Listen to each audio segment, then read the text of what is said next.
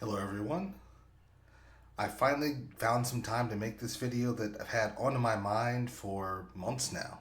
Really, ever since Deltarune Chapter 4 released.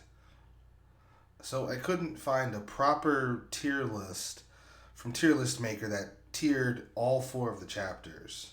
So what I've done is each of these characters represents a certain chapter. Chapter 1, Chapter 2, Chapter 3, and Chapter 4. And so I'm going to rank all of them from the chapter I think is the strongest chapter to the chapter I think is the weakest chapter. And so without further ado, I'm going to get right into it. I'm actually going to start with the weakest chapter. Um, the chapter that I think is actually, this chapter isn't bad by any means. It's good. It just, in my opinion, in comparison to the other chapters, it's lacking, like notably lacking. And actually, I need to switch these two. There we go. Because C and D were mixed up. That's better. All right, so the chapter that I would say is the weakest chapter of Deltarune, and this may be controversial, but oh well. I actually think that chapter 4 is the weakest chapter of Deltarune, although it is a very good chapter. Again, just the weakest if I had to rank them on a tier list. And now I'm going to explain why.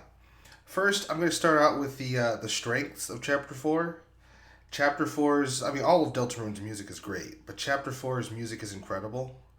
There's really only one chapter that I think has better audio and better music, and we'll get to that as the video progresses. But I would say it has the second best music in all of Deltarune easily. Also, visually, I think visually it's like the most, as far as if you like pay attention to the details of the sprite work and everything, and visually it's definitely the best looking if you look at the nitty gritty details of each chapter, or sorry, not of each chapter, of all of the background and set pieces for chapter 4. Also, one of the greatest strengths of chapter 4, maybe the greatest strength, it's debatable, is I'd say Gerson. Gerson is a fantastic character, incredibly interesting.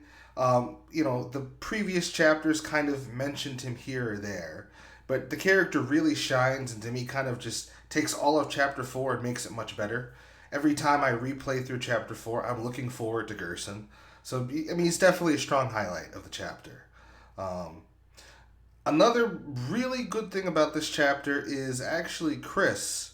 Um, Chris spends a lot of time without the soul, and between that and also the egg cutscene and people's interpretation of it and how it's kind of all in shadow, um, Chris to me is also another highlight of Chapter 4. Again, when I play Chapter 4, I look forward to seeing what Chris is doing without the soul. People have different fan interpretations of what this means and what that means. And whether you're playing on the weird route or the regular route, I definitely think Chris is a highlight of Chapter 4, along with Gerson. Although I would say Gerson more so. To me, those are the strengths of Chapter 4. It probably has a couple of other strengths, but those are the main strengths of Chapter 4. Now I'm going to go to the downsides of Chapter 4. The first one I'm going to start with is, to me at least personally, Chapter 4 gets worse as it progressively goes on. We start off in the light world, and we eventually make our way to the dark world. And for me, once we get to the dark world, after a while, it starts to kind of feel a little bit fatiguey. Um, Now, I will say there's an exception to this. You do go to Susie's dark world. I actually really enjoyed that, and I actually wish that part would have gone on longer. I wish we could have explored more so the differences between her dark world and the original dark world. Um, Other than that, though, once we go back to the other dark world before facing the final boss of the chapter, again, it still feels kind of fatiguey and still kind of samey. So that's my thing. The chapter, in my opinion, it gets worse as it goes on. Now, I wouldn't say drastically worse. I'm not saying it's a significant dip, but compared to the other chapters in their flow, to me, it was definitely notable. The chapter being worse as it goes on is for a couple of reasons. One of the reasons why, as I mentioned, that visually, chapter 4 I'd say is the best. But I do have a couple of complaints even still with the visuals. Chapter 4 is a very blue chapter once you get to the Dark World. And because it's such a blue chapter, there's a notable lack of color variety. So if your favorite color is blue, then you'll probably love it. And I do like the color blue, but it's not my favorite color. And I definitely wish there was more color variety in chapter 4. It felt very samey, really mostly because of that. Again, Susie's Dark World kind of mixes it up, and it was, to me, was a much needed breath of fresh air. But even still, there's definitely a lack of color variety. Another thing is, I liked the climb mechanic. I would say it's a bit too basic, but to me that's too nitpicky to be a real complaint. My actual complaint with the climb mechanic is as time went on, to me the climb mechanic became way too repetitive and way too samey. The climb mechanic, there weren't really enough interesting mix-ups with it, in my opinion. Again, not a horrible flaw, but just something that stuck out to me in my first playthrough, and definitely my subsequent playthroughs as well. Another thing is, to me, there are a couple of specific enemies, and I want to note, I'm not talking about bosses, I'm just talking about enemies. There were a couple of specific enemies who were, to me, a little bit too difficult. Their hitboxes for their attacks were a little bit too big. I would have maybe toned that down, or maybe made a couple of other adjustments. And it doesn't apply to all enemies, but there were a couple specific enemies that were, in my opinion, just a little bit too difficult. I would have done some more tweaking with them. I would say those are actually, for the most part, all of my major complaints with Deltarune Chapter 4. Again, it's still, I don't think we've gotten a bad or even a mediocre chapter of Deltarune. So it's, it's in C. It's still, to me, a strong chapter. I just think it's weaker than the other ones.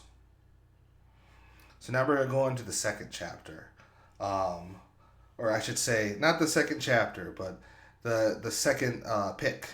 Actually, I guess it would be. It's the second chapter that I select, but it's not the second chapter. Unless it happens to be the second chapter. Which it actually is not. The second chapter I'm picking is actually chapter 1. Chapter 1 is the chapter that started it all. And because it's the chapter that started it all, it has a unique standalone value that the other episodes just don't have. Like, you can play Deltarune Chapter 1, and in a way, it's actually somewhat self-contained. And it definitely gets points for that.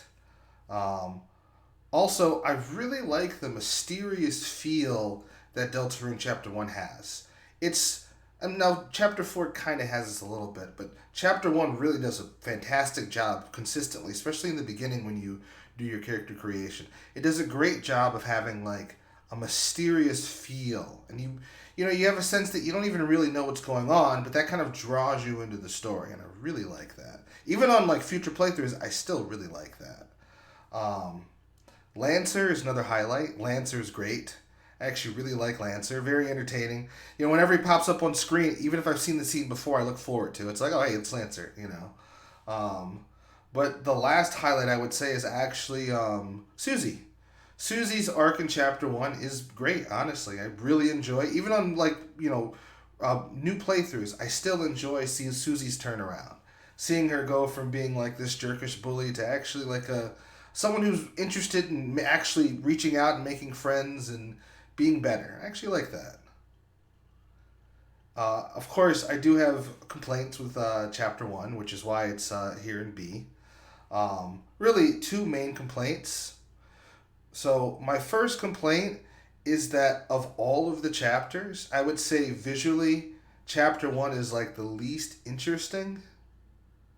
It's not as samey as Chapter 4, which is just all blue. There's definitely a variety of colors. It's just because I'm pretty sure, if I'm not mistaken, Toby Fox made this pretty much by himself. And so it kind of shows, and I give it a little bit of leeway also in that regard. But again, visually, it just isn't as interesting and isn't as refined looking as future chapters would be. I think even for some of, like, the sprites for the Light World, when they're talking the little, like, mugshots or whatever, I'm pretty sure those actually change in the future chapters to look more refined, if I'm not mistaken. So visually, it's kind of uninteresting. It's kind of visually not as polished. Also, this is actually my one big complaint about the chapter and why it's not higher. So, chapter 1, there is no storage. You have no storage. And to me, this is like the one glaring flaw with chapter 1. Again, I do give it leeway because it's the first chapter and Toby Fox worked on it by himself. But there is no storage. And that definitely becomes a problem, especially when dealing with Jevil. So, those are the two glaring flaws. But again, really good. I definitely enjoyed it. I enjoy it more than chapter 4, although not by much. I wouldn't say chapter 4 is by far the worst one. I would say that actually chapter 1 and 4 are like neck and neck. So yeah, the next one, the second best chapter, in my opinion, is actually going to be chapter 3. So I actually think chapter 3 is pretty underrated. I think chapter 3 has a lot going for it. The first thing I'll talk about is chapter 3 has different rounds, and you get scored for those rounds. And you get different rewards based on your score. To me, this greatly enhances the replayability of chapter 3. So you might get A rank this time, you might get B rank next time. Even if you get a low rank, seeing the NPCs talk to you and have different reactions based on your rank is actually really enjoyable, at least for me. So for example, for me, I actually got I got Z rank for round number 1. And yes, I did get Z rank on purpose. But I got Z rank for number 1. And just the way the NPCs talked to me was just hilarious. Oh man, so I definitely enjoyed that, and again, it gives chapter 3 a layer of replayability that I really like. What else is there for chapter 3? I think chapter 3 does a very good job juggling the characters. Obviously you've got Susie, what she's going through, especially with her being worried about Toriel. I really like the way they handled Tenna and how he's sort of dealing with the way he's been treated by the Lightners. It's interesting because King feels a certain way about the Lightners, but Tenna also feels a completely different kind of way. And I sort of like how they explore how Tenna feels, why he feels that way. To me, he was a very good, sympathetic villain. I found myself, and still find myself, pretty strongly sympathizing with him. I think it did good. Also, one more thing, I almost forgot. I knew I was forgetting something. Ralsei also has a little mini character arc where he feels because he's a Darkner, it's like, just go make some real friends. And I think chapter 3 does a good job of wrapping up all these little mini character arcs and kind of tying them up in a neat little bow. That way, when we get to chapter 4, we can just kind of cleanly move on for them for the most part. And of course, obviously, how could this not be a highlight? The Roaring Knight, right? Chapter 3 gets a big boost just because the Roaring Knight is in it. And I'm surprised a lot of people don't really talk about this when ranking the chapters comes up. Like, of course, the chapter with the Roaring Knight is going to, be ranked a little bit higher. To me, it's kind of common sense. And so, I do have some minor complaints with chapter 3. It's definitely not perfect. The music is good, but it's not as good as chapter 1's. It's not as good as chapter 1's or 4's or 2's. I'd say it has the weakest music, honestly, of all of the chapters. Now, it's still really good music. Toby Fox is a fantastic musician. But still, it is the weakest, and it is like a notable flaw on what to me is an otherwise pretty good chapter. So I'd say that's about everything I have to say for chapter 3. So now we get on to... It's obvious by now there's only one pick left. So now we get on to what I think is by far the best chapter of all of Deltarune. I liked Deltarune Chapter 1, but Deltarune Chapter 2 is what made me and a lot of other people really fall in love with the game. And I cannot sing this chapter's praises enough, so let's get right into it. Come on, get on up there. There we go. Chapter 2. I'm going to put this back there. Yeah, Chapter 2 to me is by far the best chapter of Deltarune. To me, if I wanted to convince somebody to play Deltarune, and I was worried that, maybe they won't like it, and I had to pick one chapter to have them play it to really experience the best of Deltarune, It would definitely be chapter 2. And it's for like a multitude of reasons. So for one thing, in my opinion, Deltarune Chapter 2 has the best soundtrack. All of them are good, but man, there's just some incredible songs. I mean, Queen's themes are just great. Bertley's theme has no right being as catchy as it is. Then you've got Spamton's themes going on. Man, like there's so much good music in Chapter 2. Like when I think of Deltarune's music, what pops up to me first is Deltarune Chapter 2. And all of it's just incredible, incredible music. Man, it's so good. Like I said, I think it has the best soundtrack of all of the Deltarune chapters, at least so far. Another thing is this is kind of a weird thing to say, I guess. No one really talks about it all that much. But the enemy designs in Chapter 2 are my favorite enemy designs of all of the chapters. Again, none of the enemy designs are weak in all honesty, but to me, Deltarune Chapter Two's enemy designs are like standout good, you know. And I don't really know the names of them, so I can't go into, specific detail. But just as a whole, I really like the enemy designs in Chapter 2. Enemies and NPCs. The designs really stand out. So, Deltarune Chapter 2 also does in my opinion, the best job of all of the chapters juggling the characters and their character arcs. Noelle and her character arc is great, and I love even rewatching it. Susie doesn't have that much to do in this chapter, but that's fine because mainly she had her arc in chapter 1 and it continues on in chapter 3. She does have a mini character arc in that she starts to learn healing magic, and I always find that to be pretty entertaining. Seeing her shoot Chris and heal 2 points and having enemies just say, "Oh man, that was terrible." What a it never ceases to be entertaining to me. Uh, Also, let's see what else is there because I know that there's Noelle's character arc, and oh yeah, also Spamton. Oh man, Spamton. Whew, man, where do I begin with this character? Spamton's character arc is surprisingly compelling again, like Tenna's, but I'd actually say better. Tenna was a big shot, and after a series of unfortunate events and mistakes on his part, he's now living in a dumpster. And he wants to be a big shot again. He wants to get out of the slums and he wants to tear off his strings and be free. And to me, there's like an era, and not an era, that's Spamton's struggle is relatable, at least to me. And I feel like speaking with other people, not just who are Deltarune fans, but just ordinary people, ordinary gamers, I should say. Spamton's arc and Spamton's whole motivation is very relatable. Not to mention he's incredibly iconic and memorable. He might be the most memorable character in all of Deltarune, arguably. He's so memorable. At first, honestly, I didn't like him, but he grew on me really, really fast. So I really like that.